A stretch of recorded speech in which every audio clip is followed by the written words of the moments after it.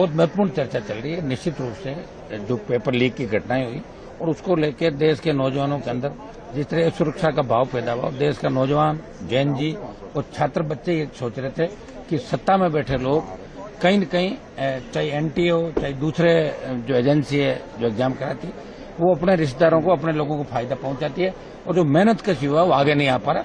इसको लेकर युवाओं के मन में गुस्सा था, छात्रों के मन में गुस्सा था और जंतर मंतर से जो आंदोलन चला वो लोकसभा की तरफ बढ़ा और पुलिस ने बल प्रयोग किया। गृह मंत्री जी से जवाब की भी मांग हम लोग कर रहे थे और बच्चियों के साथ जिस तरह की हरकत की गई, जिस तरह जो पैरामिलिट्री है उनका था और हमारे ही बच्चे थे, इनको कुचलने का प्रयास किया गया। उनको चाहते थे बात कर सकते थे, धर्मेंद्र प्रधान का इस्तीफा पहले दिन भी हो सकता था, लेकिन मोदी जी की आदतें अड़ते हैं और अड़ते हैं फिर अपनी गलती स्वीकार। किसान आंदोलन में भी इन्होंने ऐसा किया। 700 किसानों की जब मौत हो गई, देश के अंदर लाल किले तक किसान घुस गए, तब किसान बिल वापस ले लिए। इसमें भी ये कहा हम सही है गलत है, धर्मेंद्र प्रधान का इस्तीफा करा दिया।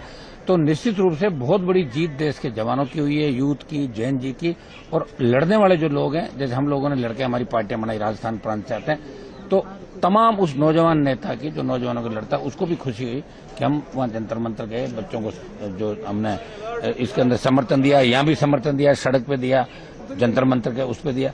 और मुझे कई पार्टियों का ये लगता है कि जंतर मंतर तो गए नहीं और लगा कि लास्ट में नंबर नहीं आ रहा, तो वो भी अपना आपको एक कर अच्छी बात है। यहाँ तो कम से कम लड़ाई लड़ रहे हैं, लेकिन असली जो लड़ाके थे वो आपको पता है कि वहाँ जंतर मंतर पर कौन लड़ाई लड़ रहे थे, यहाँ भी हाउस के अंदर कौन लड़ रहे हैं और हमेशा पिछले 15 सालों से कौन लड़ाई लड़ रहे हैं। तो आज की चर्चा के अंदर हम लोग भाग लेंगे और निश्चित रूप से व्यवस्था की पोल खोलेंगे।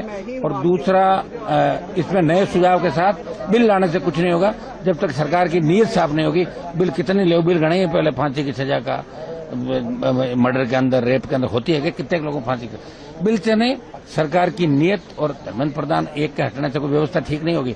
अभी सिस्टम अंदर से सड़ा हुआ है, तो सिस्टम को कैसे ठीक करें, वो सुझाव हम इस पार्लियामेंट के अंदर देंगे। Thank you.